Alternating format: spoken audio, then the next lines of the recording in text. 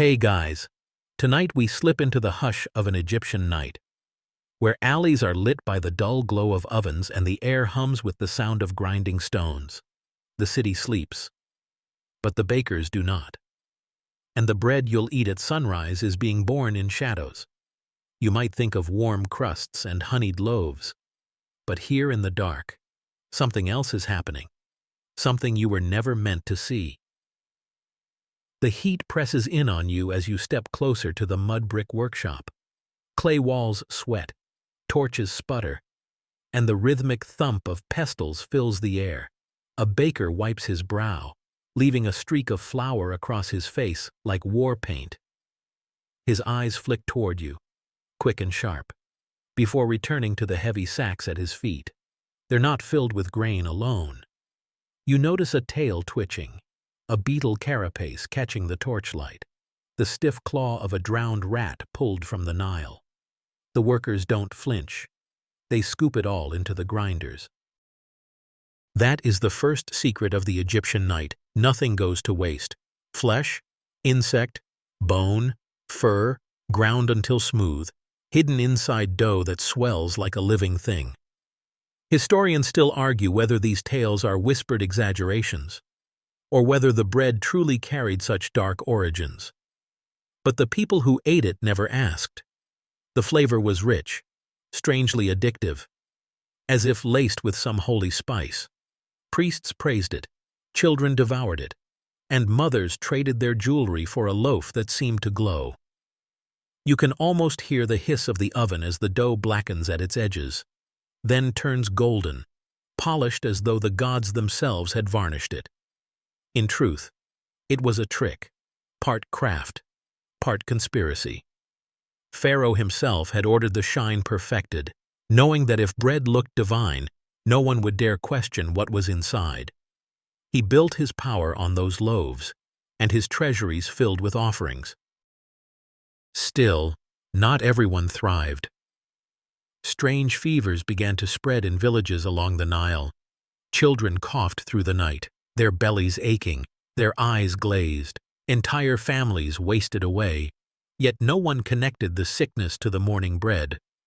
They believed it was a punishment from gods unmet, or perhaps a test of devotion, and Pharaoh, cloaked in incense and wealth, smiled through it all, knowing exactly where the rot began. The night presses heavier. You hear the steady crackle of fire, the groan of wood beams, the scrape of claws swept up from the floor. You wonder what it feels like to bite into one of those loaves, crisp crust, soft center, warm on the tongue, and whether the aftertaste carries the echo of fur, shell, or bone. The bakers say nothing. They work until their arms ache, until their breath is ragged, until dawn breaks and the secret is baked into every meal. Tomorrow, the city will awaken, and children will run to the table, tearing into bread with sticky fingers. Mothers will smile, husbands will nod, and priests will bless each bite. And you, knowing what you have seen tonight, will hesitate.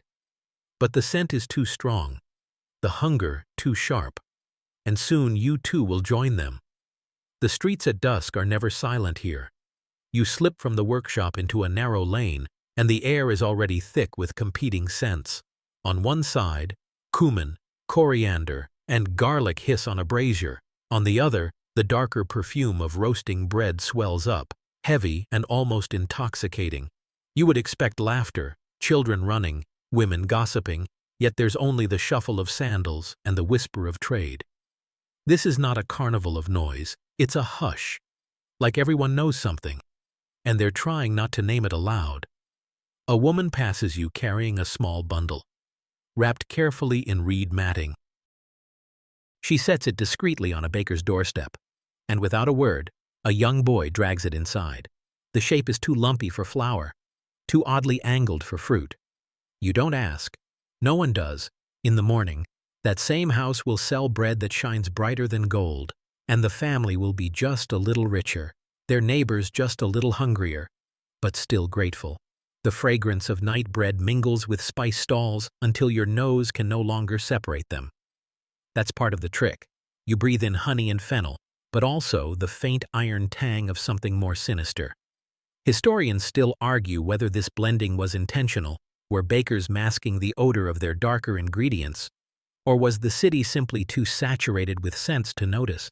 Either way, the result is the same. Everyone walks through clouds of flavor, lulled into calm, convinced of abundance. In a shaded corner, a vendor sells beer, frothy and warm. Bread and beer were siblings here, and you can't escape the thought that perhaps their family tree is rooted in things best left unspoken. You sip, and it's bitter, slightly sour, but strangely soothing, as though it whispers, "Don't question. Don't resist." You glance upward. The stars are bright, scattered like seeds across black soil. They see everything, but they never speak. Below, shadows of bakers move steadily, carrying sacks, stoking fires. There is no laughter, no song, only the scrape of shovels, the rustle of grain, and occasionally, the thud of something heavier dropped a little too quickly into storage. The crowd never protests. They line up, shuffle forward, coins in hand, eager for the first loaves that emerge before dawn. And perhaps that is the most chilling part, the complicity of hunger, the way an entire city accepts bread that carries both comfort and curse. You stand among them, your stomach tightening with need, your mind with dread, knowing you will soon eat too. The air grows thicker as the night deepens, each scent wrapping around the next until you can no longer tell cumin from carrion, cinnamon from beetle shell. You breathe in deeply anyway, because that's what everyone does here, because the alternative would mean starving, or worse, knowing too much. The ovens wait for you like beasts crouched in the dark, their clay bellies glowing from within. You step inside one of the workshops, and the air hits you like a wall, hot, choking, spiced with both wheat and something less clean. The bakers work half-naked, sweat pouring down their backs, their skin powdered with flour until they look like pale specters bending over fire. At the center of it all, the ovens, tabans, rounded clay chambers, their mouths blackened with soot, their sides radiating heat like miniature suns. You watch a man shove a flat round of dough against the wall, press it hard, and wait. Within moments the crust bubbles, blisters, shines with an unnatural gleam. The trick, they whisper, is not only in the flour, but in what has been mixed unseen. On the far side, a boy crouches, cranking a heavy stone mill. The grinding never stops. Stones crunch against grain, but also against things far more brittle. You catch the faint snap of a beetle's shell, the grind of bone too small to matter, the papery crumble of wings. By dawn, there will be no sign of them, only smooth flour, pale as moonlight, ready to swell into loaves. Historians still argue whether such whispers are invention, or whether this truly happened under Egypt's stars. Yet when you listen to the mill's song, low, relentless, like mourning, you can't help but believe. A baker lifts a pot, pours in a liquid that smells faintly sweet, faintly rancid. Fermentation, they call it. Others call it life itself. Here, yeast is more than science, it is spirit. Some say the bubbling is the breath of the dead, rising through dough to feed the living. You glance at the crusts again, at their unnatural polish, and wonder whether the pharaoh's alchemists found ways to bind power into food itself. You shift closer to the fire. The heat is suffocating, pressing against your lungs. But it is oddly mesmerizing. Each oven is a mouth swallowing the night, spitting out something disguised as comfort. You imagine families in the morning, tearing these loaves with eager hands, never knowing what ashes cling to their sweetness. The workers exchange no laughter. Their eyes are dull, fixed on the rhythm. knead, slap, bake, repeat. Perhaps they too have eaten too much of what they bake. Perhaps the ovens have drawn the life out of them. You can almost believe the fire itself is feeding, and they are only its servants. The crackle of wood fills your ears. Sparks float upward. Tiny ghosts escaping for just a moment before fading into the black rafters. You realize the ovens never go cold, not fully. Even when day breaks, they smolder, waiting for night to bring them fresh secrets to consume. And as you step back into the cool air, you wonder, how much of Egypt's greatness was baked in these furnaces? And how much of its sickness too? The bread is more than food here. It is a promise, a currency, and a prayer. In daylight, Egyptians will bow their heads over loaves, thanking the gods for nourishment. But at night, you see the layers beneath the blessing. The bread is shaped into neat rounds, tall cones, or flat discs, each design with its own meaning. Some are destined for tombs, tucked beside mummies as eternal rations. Others will be stacked in markets, shining so beautifully that people forget to ask how they got that way. Bread is also money. A worker's wages might be measured in loaves, not copper.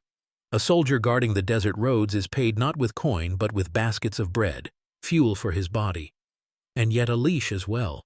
The pharaoh knows this. The shine of the crust, the promise of strength, makes the people believe that only he can grant them life. He inflates the myth, claiming the bread's sheen comes from blessings of Ra, or from the river Nile's hidden generosity. What he does not say is that every burnished loaf adds to his control. Historians still argue whether this was a deliberate system of propaganda or simply the natural weight of bread in Egyptian culture. But the darker whispers insist he knew. They say the pharaoh's scribes recorded the numbers, counted the sickness, watched the deaths mount, and never stopped the ovens, because the bread was wealth, and wealth was power, and power mattered more than the coughing of children in reed huts. You imagine an early morning in Memphis, a mother placing half a loaf in her son's hand, whispering a prayer. She believes the bread keeps him alive, when perhaps it is slowly unmaking him. Still, she gives thanks. She cannot imagine a day without it. That is the genius of the lie. Turn poison into ritual, and no one questions the taste. There are temples where loaves are piled high as offerings, pyramids of bread beneath the statues. Priests chant, incense coils upward, and the people kneel, certain that the gods are eating alongside them. Perhaps the gods do, or perhaps they turn away, unable to stomach what has been hidden in the dough. You run your finger along a loaf cooling on a tray. The surface is smooth, almost glossy, as if varnished. The secret glaze, perfected by royal bakers, hides everything beneath. If bread is sacred, then a gleaming loaf must be divine. That shine blinds the people more effectively than any speech or decree.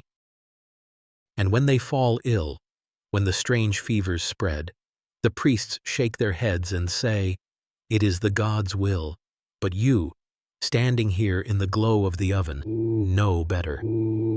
You've seen what slips into the sacks under torchlight. You've heard the crunch of bone and shell, and you begin to wonder, if bread is both worship and wage, both blessing and curse, how many lives does one glossy crust truly cost?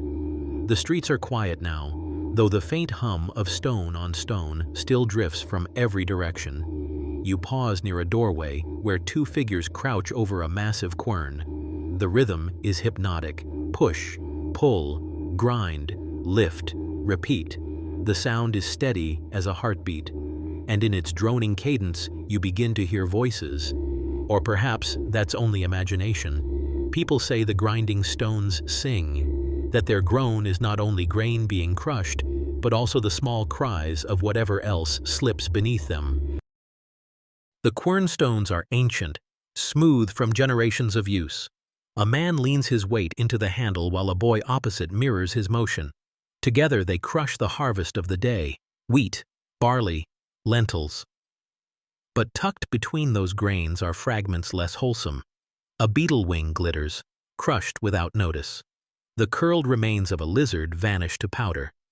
And sometimes, if you're unlucky to see it, the twitch of a rat tail before it disappears beneath the relentless weight. The air grows cloudy with flour dust, coating your tongue, stinging your eyes. You cough softly, and one of the workers glances up with a grin too tired to be kind. He knows what you've seen. He knows you'll eat it anyway. Everyone does. By morning, the flour will be so fine that no one could separate grain from bone. The loaves will rise smooth, sweetened by a mysterious richness that mothers whisper must be a gift from the gods. Historians still argue whether these additives were accidental contaminations or a purposeful craft. But the silence of the workers, the speed with which they sweep scraps from floor to stone, suggests a ritual, not an accident. You notice the boy humming under his breath, a low tune that merges with the grinding. Maybe it's a song to keep rhythm, or maybe it's something older, something passed from master to apprentice, a lullaby for the dead, ground into flour, joining the living by dawn. The scent of hot bread drifts in from the ovens, masking everything. You close your eyes and inhale, and for a moment you can almost forget the fragments you saw. Hunger is powerful like that. It erases doubt, it silences questions, and here in Egypt's night, the chorus of grinding stones sings louder than truth. Bread and beer walk hand in Egypt, almost like mischievous twins. You've followed the trail of flour dust and smoldering ash, but now the air turns different, yeastier, wetter, a tang that clings to the back of your throat. In a corner near the ovens, jars the size of children sit lined against the wall, their mouths sealed with reeds and mud. One of the bakers breaks a seal, and the hiss is faint but alive, like something breathing inside. Beer, here, is not crisp and golden. It is thick, cloudy, half-chewed even as you swallow. And yet it is everywhere, on temple steps, at work sites, in the hands of mothers nursing children. And because beer and bread share the same ingredients, bakers and brewers blur together. At night, you realize, the same hands that grind a rat into flour may also stir that flour into a brew. Two faces of the same secret. The liquid foams in the jar, a restless bubbling. The men joke that it is the dead exhaling. Historians still argue whether Egyptians believed yeast itself was a spirit, an unseen god that raised both dough and drink. But the darker whispers claim it wasn't only yeast. They say the jars were fed with more than grain, scraps, bones, anything that would vanish into the fermentation. It gave the beer a heavier kick, a flavor no one could place but everyone craved. You take a sip offered to you. It's warm, sour, almost gritty on the tongue, and yet your stomach loosens, your head softens, and a lazy comfort slides through your limbs. You understand why the workers drink this before bed, why mothers give it in tiny doses to children. It quiets the body, even as it clouds the mind. A perfect drink to make you forget what else went into your bread. A man nearby laughs suddenly, foam dribbling down his chin, and slaps his friend on the back. The cheer is hollow, forced, yet it carries through the room like a charm against silence. They must laugh, because otherwise the bubbling would sound too much like groaning. The ovens crackle louder, the jars fizz in their dark corners, and together they form a duet, bread rising, beer foaming, both alive, both fed by things that should have stayed dead. Tomorrow morning, the people will thank the gods for their daily bread and beer, never guessing what secrets breathe inside every bite and sip. By the time the moon drifts higher, the streets outside are nearly empty. But within the bakery's shadow, the work has only deepened. You follow a narrow corridor where the air grows hotter, heavier, as though the walls themselves sweat. Here lie the ovens, brick bellies that glow red, each one pulsing with the rhythm of fire. The loaves that emerge are not ordinary, they are shaped carefully, pressed into molds, scored with patterns of reeds or lotus petals. Some are dusted with strange powders, ashes, perhaps. though you can't quite tell. Others gleam with that infamous sheen, as though brushed with oil, though no oil jars stand nearby. The bakers whisper of a glaze made from the marrow of animals, a polish so secret that even apprentices are blindfolded when it is prepared. One man, older than the rest, leans close to the fire and chants softly as he places a loaf inside. His words are not hymns to the gods, but something else, something guttural and rough, a dialect you don't recognize. The others fall silent, heads bowed, as though afraid to interrupt. When the loaf emerges, its crust is dark but perfect, shining as though kissed by sunlight. The men nod, reverent, almost fearful, before setting it aside on a tray marked with the pharaoh's seal. These are the loaves that will travel to the palace by dawn. There, priests will bless them publicly, declaring them the gift of the gods. In truth, their gloss is a mask, a disguise hiding the strange mixture within. The pharaoh eats first, proving their divinity, and the people cheer. Yet it is he who profits most. Each shining crust, each miraculous loaf, feeds his legend. He becomes more than a king. He becomes the keeper of life itself. But you cannot forget the other side. For every tray destined for the palace, another tray circulates among the people. These loaves look the same, taste the same, but carry sickness like seeds, the plagues that sweep through villages, the sudden fevers that rise and burn away whole families. These are dismissed as the gods' punishment. Yet you have seen the truth here. The ovens do not purge everything. Some shadows survive the fire, baked into the heart of the bread, waiting to bloom in human flesh. The bakers know this. They continue anyway, not out of malice, but out of survival. Bread is coin, bread is power, bread is life. To stop baking would be to starve themselves. To question the practice would be to challenge the pharaoh, and that is a quicker death. So they keep their heads low, feed the fires, and let the ovens roar like mouths that never close. You watch a tray slide into the dark, feel the heat prick your skin, and wonder how many lives will end when this batch cools. The flames spit, the loaves swell, and the night stretches on, heavy with the scent of something holy and something unholy rising together. The ovens fade behind you, but the heat lingers, clinging to your skin like a second layer. You step into another chamber where the air feels cooler, though not cleaner. Here, baskets line the walls, overflowing with loaves waiting to be carried away. At first glance, it looks almost festive. So many shapes, so many sizes, each one promising comfort. But as you watch longer, you notice something else. Not every loaf is meant for the same mouth. The trays are divided. One set is marked with bright pigments, destined for temple rituals. These loaves are larger, rounder, decorated with symbols pressed into the dough, inks, scarabs, lotus flowers. They will sit before statues of gods, steaming offerings that priests insist contain the very breath of divinity. Yet you know better. You've seen the ingredients. You wonder how many prayers rise to the heavens on the smoke of scorched rat bones. Another set is packed into reed baskets, ready for the markets. These are plainer, smaller, yet polished with that same deceptive sheen. They will end up in the hands of mothers, soldiers, scribes, everyone from the poorest to the middling class. Each bite will be trusted, each crumb consumed without hesitation. The entire city relies on this nightly churn, blind to what fuels it. And then, the final set. These are carried not by market porters, but by silent men in hooded cloaks. The loaves are slimmer, darker, wrapped in cloth.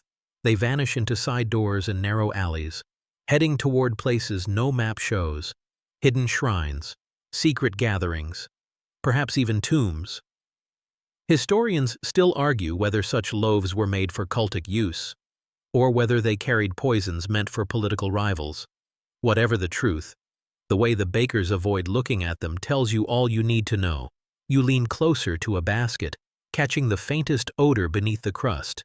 It is not unpleasant, but it is wrong, sweet in the way of rot, cloying, sticky in the nose. You imagine it spreading through a banquet hall, laughter turning to coughing, cheer to silence, and you realize the bread here is more than food. It is weapon, currency, prayer, curse, all baked into one. The men loading the baskets never speak. Their faces are blank, mechanical, as though their humanity has been kneaded out of them. You think of how many mornings in Egypt begin with a smile at the smell of fresh bread, never suspecting that behind those smiles lies this chamber, this sorting, this quiet division between life and death. Outside, the first rooster crows. The night is thinning. The baskets leave one by one, carried into the veins of the city, their weight heavier than grain, and you, standing among them, feel the strange truth settle on you. In Egypt, bread is not just the staff of life. It is the knife as well. The last baskets disappear into the dawn, yet the bakers remain. Their work is never done. You notice how some peel away from the group, stepping through a small doorway at the back of the chamber. Curious, you follow, careful not to let your sandals scuff too loudly. The air here shifts again, cooler, damp, with a faint metallic tang that curls in your throat. You've entered the storeroom. Rows of clay jars stand like silent guards, their surfaces etched with symbols. Some are painted with cheerful designs, fish, birds, stalks of grain. Others bear no markings at all, their mouths sealed tight with resin. A baker pries one open, and the smell rolls out thick and sour. Inside, not flour, but paste, a dark, glistening mash. They call it the mother. Part starter, part secret. Each night, the bakers feed it scraps, bits of meat, crushed beetles, even shreds of cloth still stained with blood. Anything organic melts into the slop, and somehow, impossibly, it lives, it bubbles and breathes, swelling like a creature that resents the jar confining it. Without this paste, no dough will rise. Without it, the bread is just lifeless grain. Historians still argue whether this was simply an early sourdough starter or whether it became something stranger.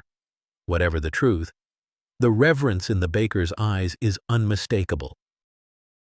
They bow their heads when a fresh scoop is drawn, as though greeting an old friend or a god, and when the paste is poured into flour, the dough leaps to life with unsettling speed, as though thrilled to spread itself wider.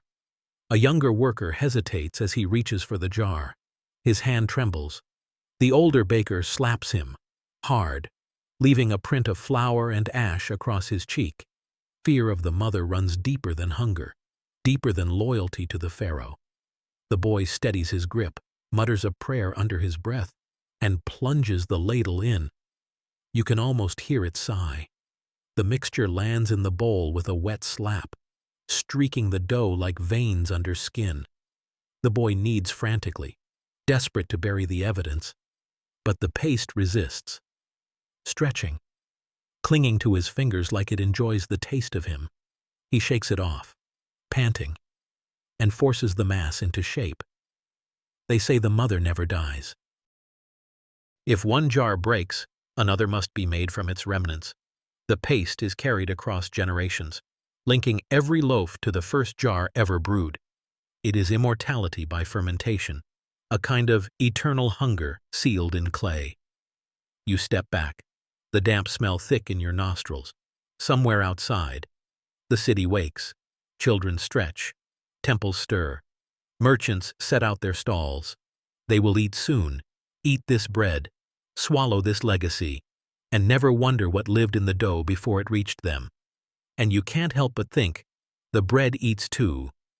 The storeroom fades behind you, but the scent clings, sharp, damp, sour-sweet, as though the mother has hooked itself to your lungs. You walk deeper into the bakery's labyrinth and find yourself in yet another chamber. This one is quieter, almost ceremonial. The walls are carved with shallow reliefs of wheat stalks and plump loaves, but the floor is stained darker than stone should ever be. Here, you see the bakers pause. They lower their voices, as if afraid to disturb the silence. At the center lies a low table, polished smooth by years of use. On it, they prepare the special loaves, not for the market, not even for the pharaoh's palace. These are different.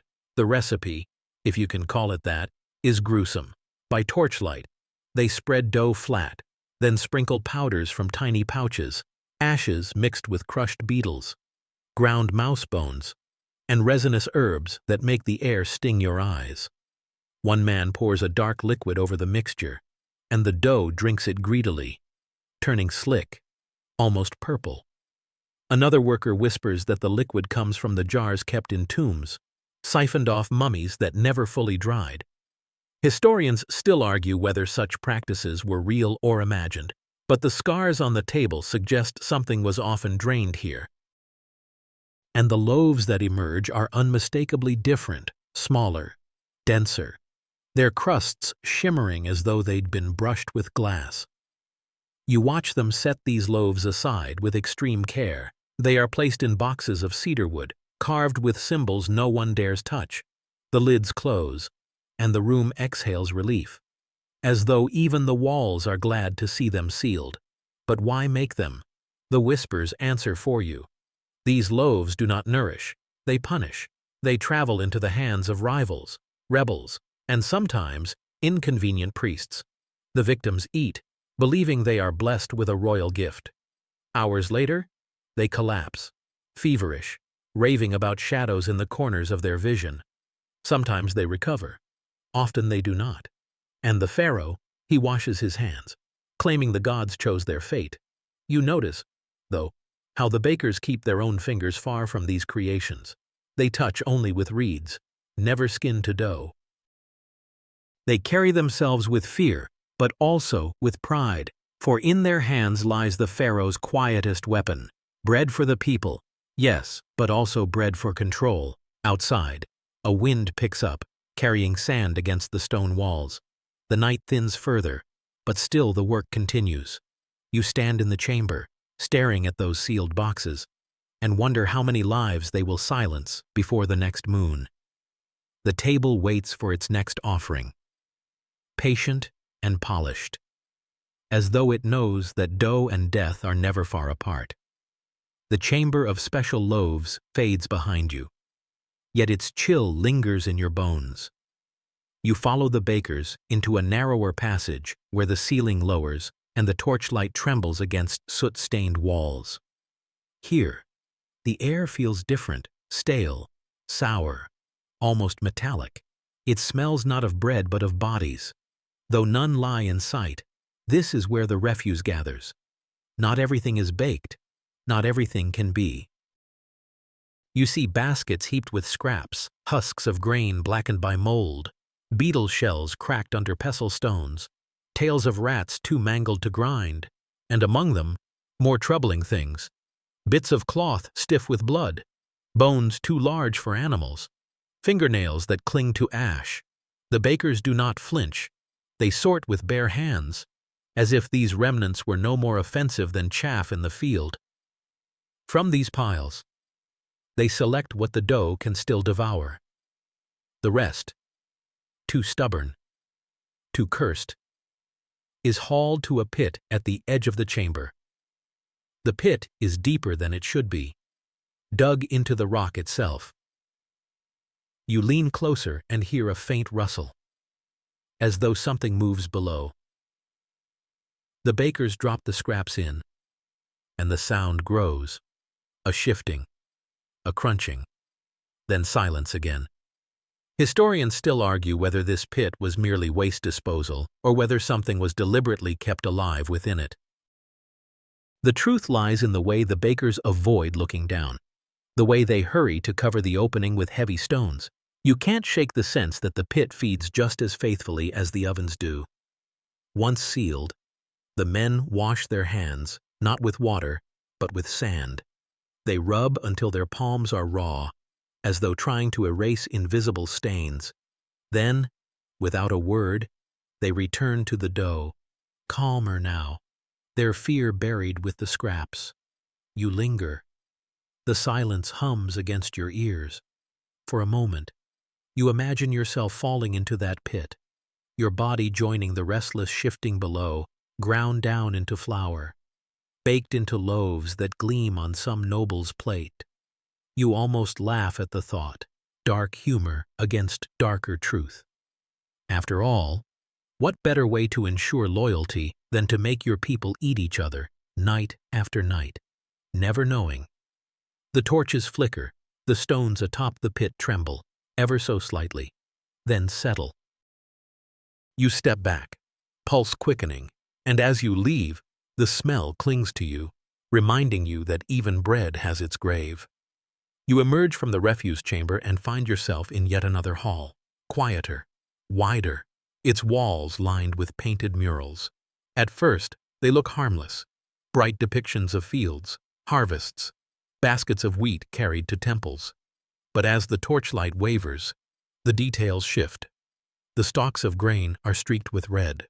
The baskets overflow not only with wheat but with bones, beetles, and indistinct lumps that might once have been flesh. This is not decoration, it is instruction. The murals map out the baker's craft as carefully as any scroll. You see step by step, grinding, kneading, baking, offering. But hidden in the curls of paint are additions, secrets only the initiated can read. A faint scarab painted in the corner of one basket. A rat's tail coiled inside the pattern of a lotus flower. Recipes masked as blessings.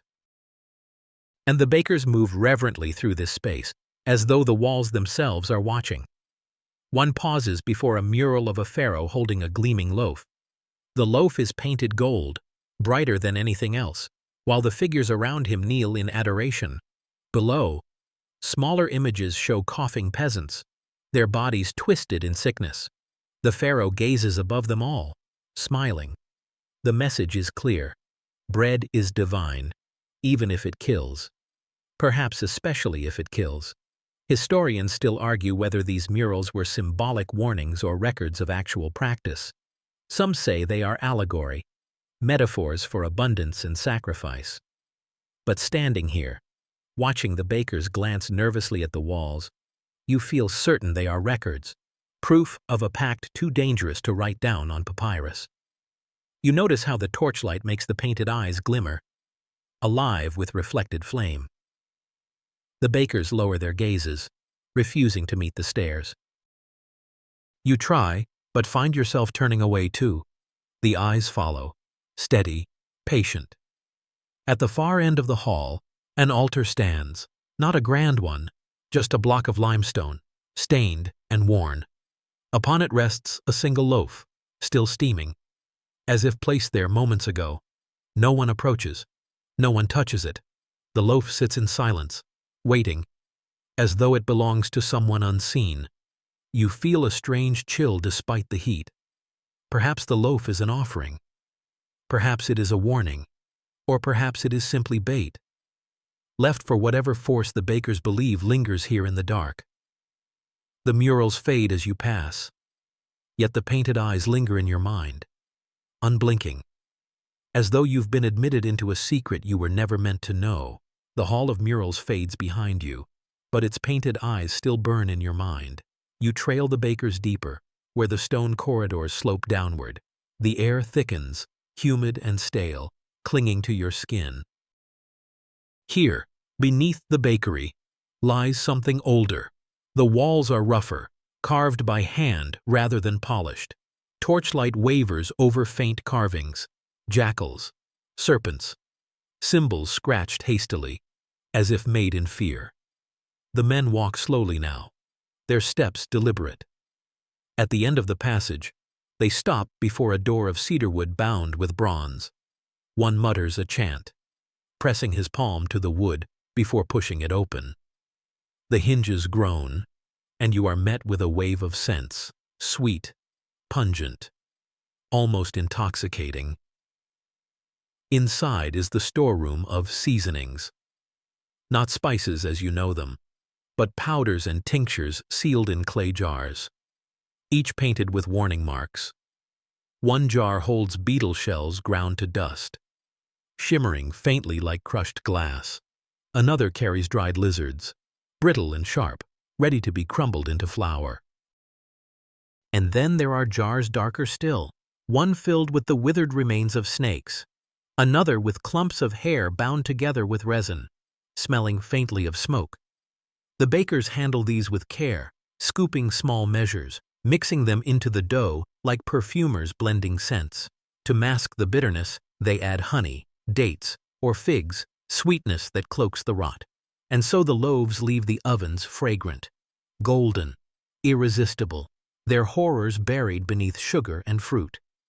Historians still argue whether these seasonings were ritualistic preservatives or deliberate poisons. Some claim they offered protection from illness. Others suggest the opposite, that they spread it. The truth may be both. Perhaps the bakers believed the more grotesque the offering, the stronger its blessing. Perhaps they knew it was deadly and carried on anyway, trusting that suffering was simply another form of worship. You watch as a baker dips his finger into a jar of crimson powder. He touches it to his tongue, winces, and nods approval. He sprinkles it over a tray of dough, and the loaves glow faintly in the torchlight, as though kissed by embers. The men murmur approval, not delight, something more like relief. Another batch perfected. Another night of secrets sealed in crust. You notice how none of them taste more than a grain. They never swallow. The real consumption is left to others, the soldiers, the priests, the children who will bite without question. At the back of the chamber, one jar sits apart, larger, darker, its seal unbroken. The men avoid it, casting glances but never daring to approach. Its lid is carved with the head of a crocodile, teeth bared. Whatever lies inside, even the bakers do not want to touch. The door closes behind you with a thud, sealing the scent in your clothes, in your hair. You realize that from this point forward, every loaf you see, every bite of bread, will always taste of something else, something crawling, something hidden, something meant to stay buried. The chamber of seasonings drifts away behind you, though its stench clings stubbornly, as though eager to follow. You climb a narrow stairwell carved into the rock, the torches crackling as the air shifts from damp to dry. At the top, you emerge into a vaulted space. Unlike the others, this hall feels strangely official, its walls carved with columns, its floor polished smooth. Here, the bakers are not alone. Waiting in the chamber are scribes. Their reed pens rest in ink pots. Their papyrus rolls unfurled across low tables. They record every batch, every measure, every loaf that leaves the ovens. Nothing escapes the tally. How many baskets for the market? How many for the temples? How many sealed away for darker purposes? Bread here is not simply food, it is empire. The scribes whisper as they write, their eyes darting toward the bakers as if fearful of the secrets they inscribe. Some lines are written plainly: 50 loaves for the priests, 3 baskets for the granary. Others are veiled in symbols: a scarab for a hidden batch, a vulture for a poisoned one, an eye for the pharaoh's private reserve. The parchment becomes a ledger of both life and death, disguised as simple accounting.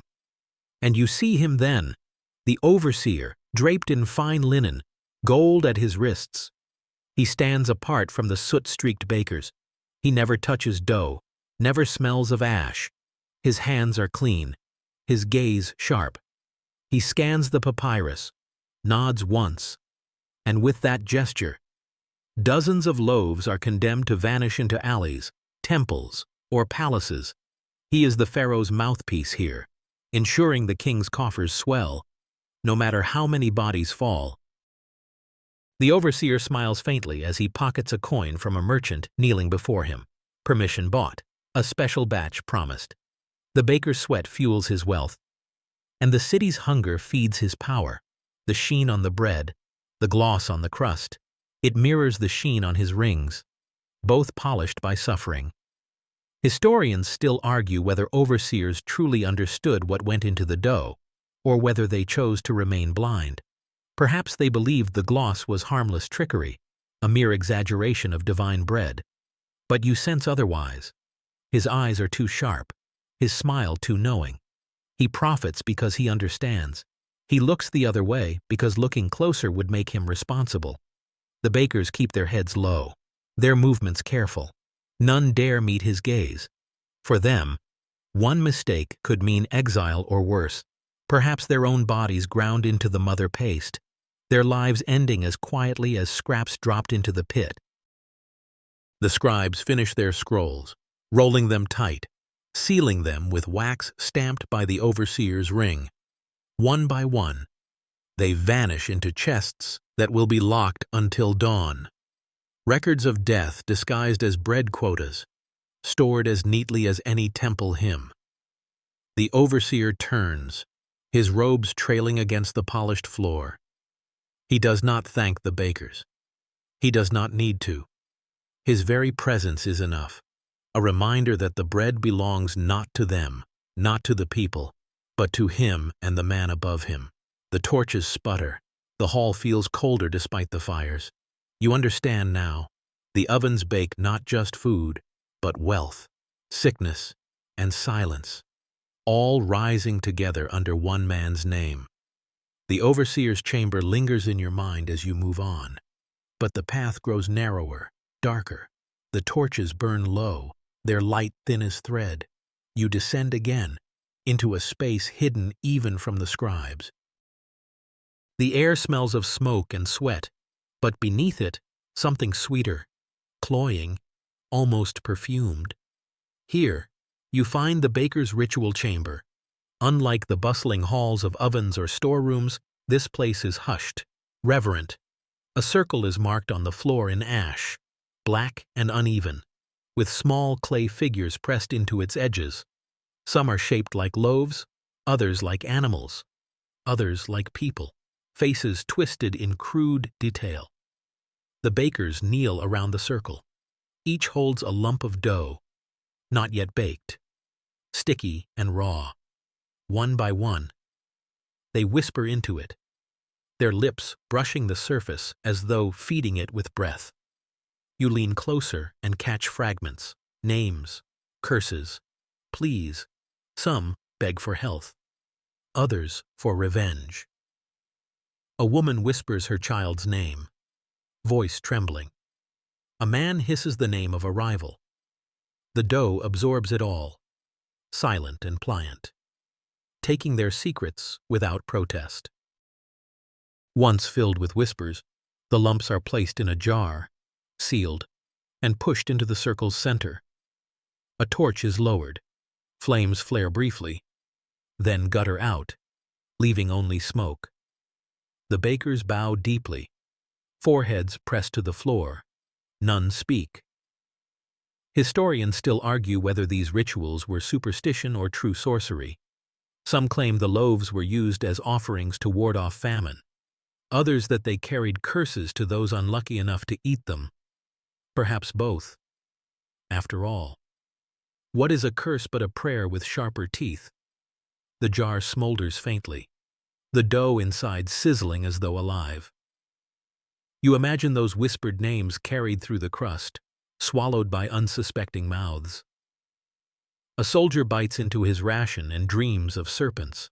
A merchant shares a loaf with his family, only to find misfortune at every turn. And somewhere in the dark, the bakers nod quietly, knowing their whispers have flown. One baker stands, his eyes wild in the dim light. He lifts his hand, palm smeared with ash, and draws a circle on the wall. His voice trembles as he chants of hunger, endless hunger, a force greater than any pharaoh.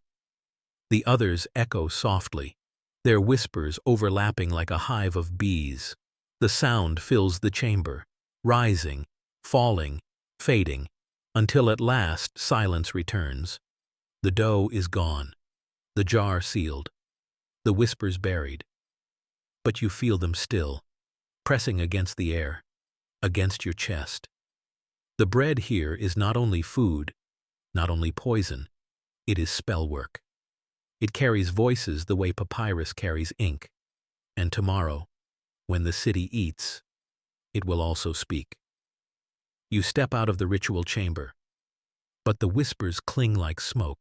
Each corridor seems narrower now, as though the walls lean in, listening. The torches flicker, casting shadows that stretch too long, too thin. You follow the bakers once more, deeper still, until the stone gives way to sand-packed walls, and the air grows heavy with rot. This is the pit of discards, a cavernous hollow carved beneath the bakery, where failed loaves and spoiled dough are thrown. The smell is overwhelming, sour, rancid, a mixture of mold and flesh. Piles of blackened bread mound against the walls, crawling with beetles, mice, and other creatures that thrive in silence. Some loaves still glisten faintly, their gloss intact even in decay, as though refusing to surrender their false perfection. You notice something unsettling. Among the spoiled piles lie bones, not many, but enough. A rib here, a femur there, brittle and pale beneath layers of crust. Whether human or animal, you cannot tell.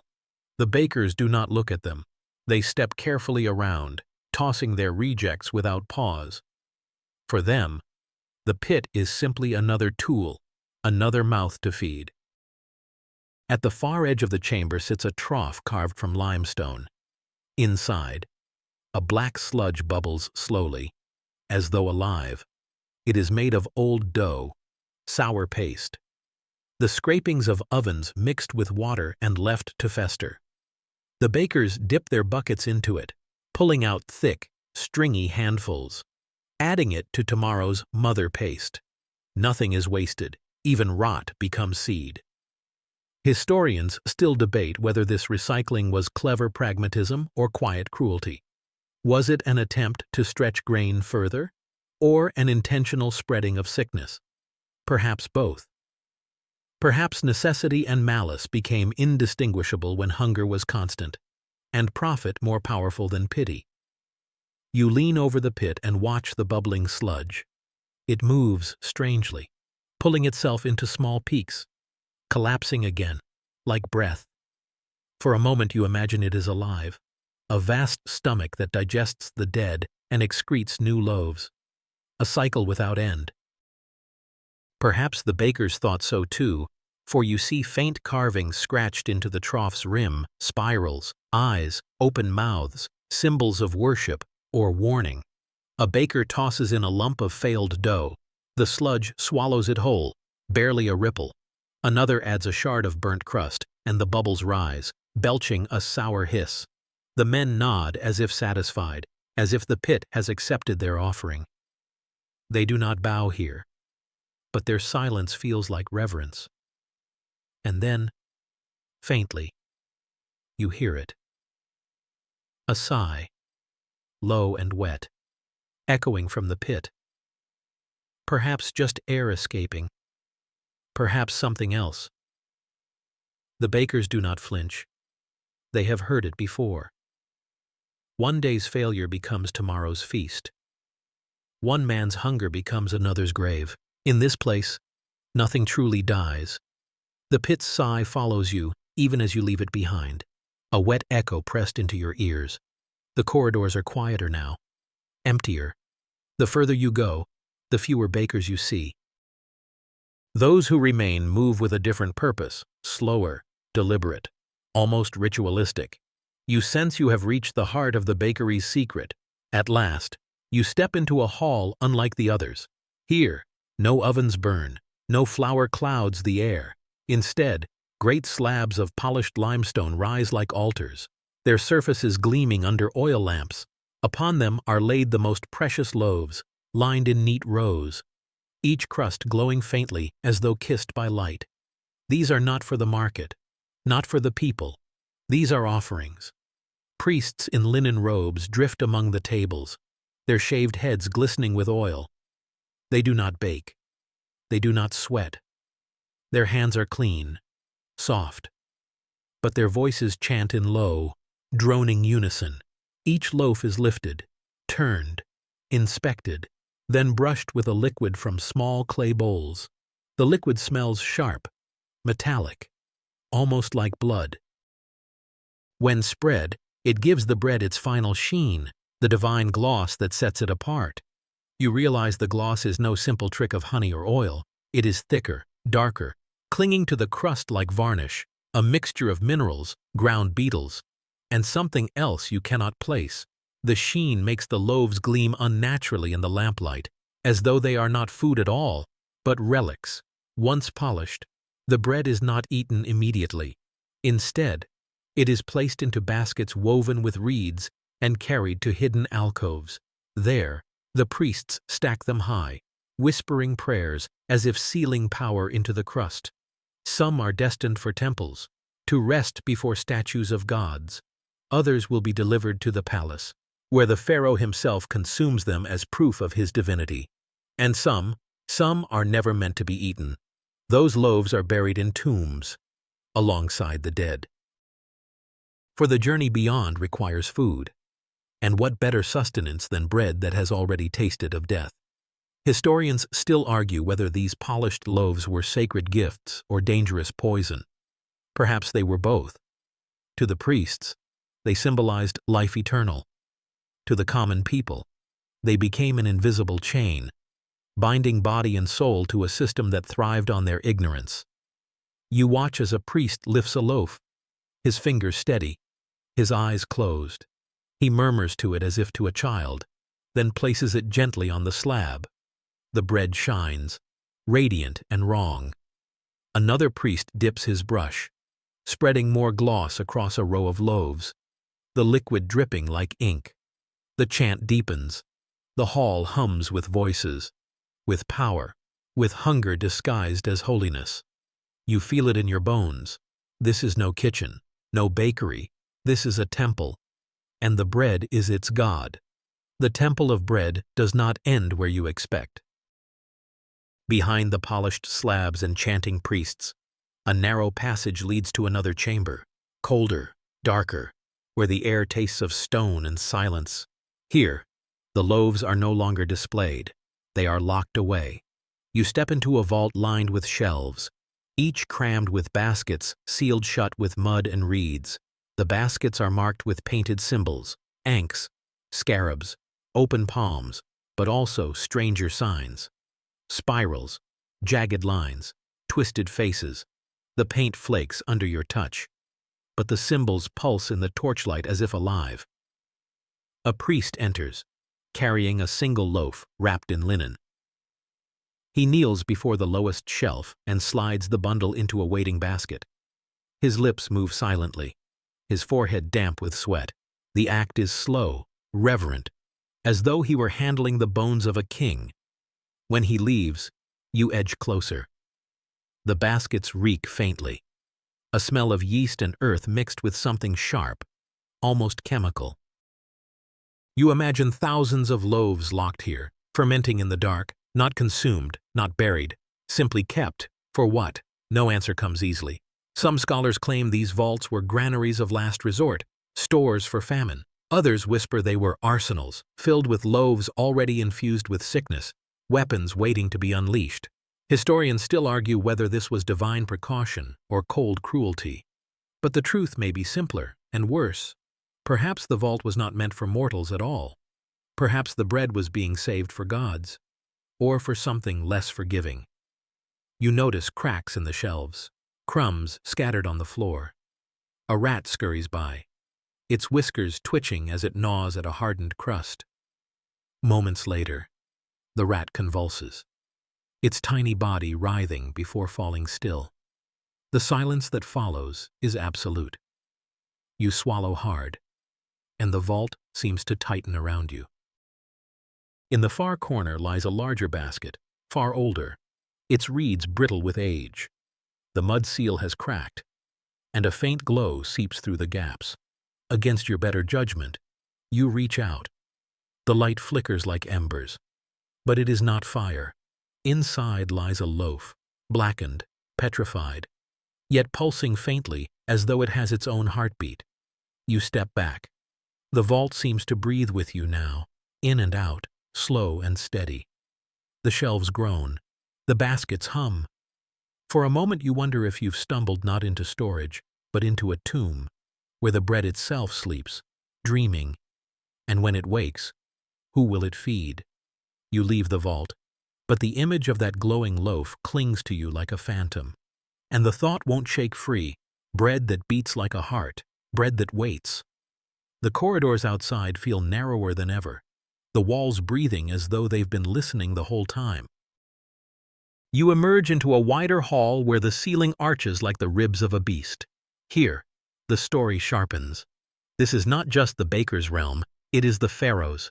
His shadow lingers on every wall, etched in murals that depict him not as a man, but as a god whose very breath is bread. You see him seated on a throne, holding loaves instead of scepters, his crown glistening with painted grains of wheat. In every panel, kneeling figures offer him baskets of bread, their faces blank, mouths open in silent awe. It dawns on you.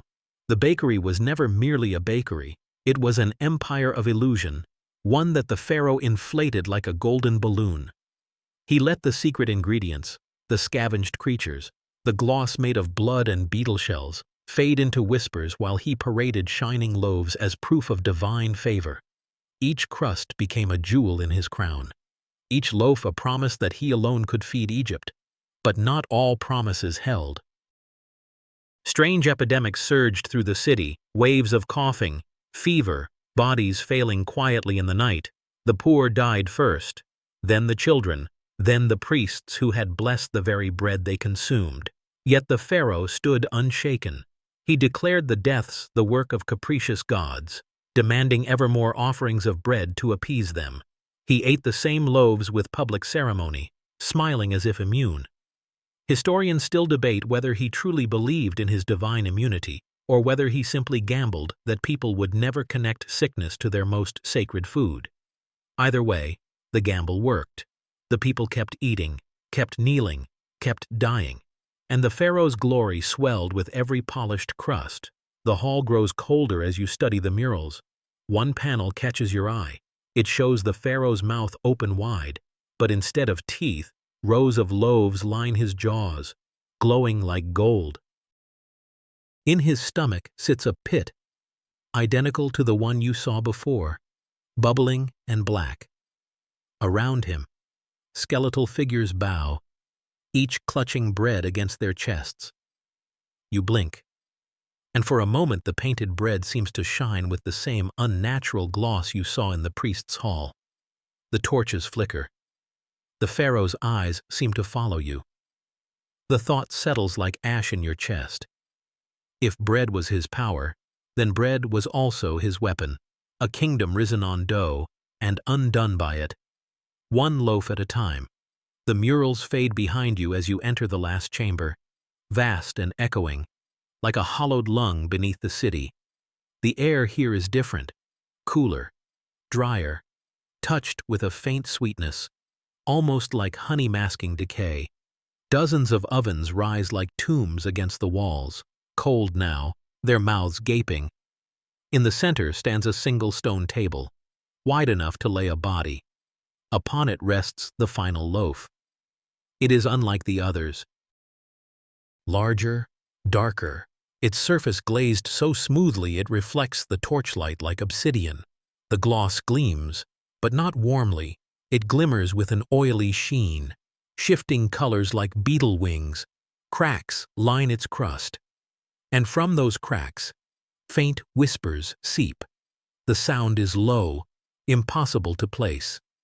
A language without words, a murmur like wind through reeds. You step closer. The loaf pulses faintly, as if something inside still breathes. Around the table, inscriptions coil in spirals, blessings, curses, or both. One reads, "To eat is to serve is to live is to die." Another shows a simple shape, a mouth devouring itself in an endless loop. Priests gather silently in the shadows, Their faces are pale, their eyes heavy with sleepless devotion. One lifts his hands and gestures, slowly. A basket is brought forward. Inside lie smaller loaves, each shining, each whispering. They are distributed like relics, one by one. The priests cradle them, press them to their lips, but do not bite. They wait. The head priest approaches the central loaf. He bows low, then lifts a knife of copper, dull but heavy. With ritual precision, he cuts into the crust. No steam escapes. Instead, a black dust drifts upward, sweet and sharp, filling the air with a taste like burnt honey. The priests inhale deeply, their eyes rolling back, with chilling certainty, that this was no food at all. This was sacrament and sickness bound together, a weapon disguised as blessing, a pharaoh's trick, a baker's curse, a kingdom's undoing. Historians still argue whether the final loaf ever existed, or whether it was only a legend whispered to explain famine and plague. But standing here, you cannot deny what you feel. The bread breathes, the whispers grow, and the air thickens until even your lungs beg for release. You close your eyes, and the last thought drifts soft as flour. Perhaps you have not been walking through a bakery at all, but through the stomach of something vast and ancient, something that fed upon Egypt even as Egypt fed upon bread. And maybe it is still hungry. But now, let the darkness loosen its grip. Let the ovens fade, their mouths no longer gaping but closing gently, like eyelids at rest. The whispers of the bread quiet into nothing more than the rustle of wind against stone, a breeze that carries no secrets, no curses, only calm. You drift back from the vaulted chamber, leaving behind the glow, the priests, the endless loaves. The walls grow softer in your memory, their carvings melting into vague shadows, their warnings dissolving like chalk in water. Step by step, the sounds blur, chants into hums, hums into silence, silence into a hush as steady as your own breathing. The air around you warms again. Imagine the scent of fresh bread now, harmless, simple, a crust cracked by honest heat, no gloss, no secrets, just the comfort of grain and fire. That scent wraps around you like a blanket, familiar, grounding. Your body loosens, shoulders sink, jaw unclenches, breath falls slow. Every inhale is a tide rising, every exhale a tide drawing away.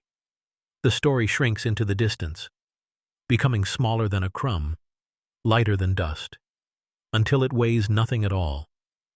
You are safe here, cradled in the quiet. Nothing demanded of you, nothing waiting to be uncovered. Just rest, soft and still. Let the images fade like old ink, until even the pharaoh's shadow has gone.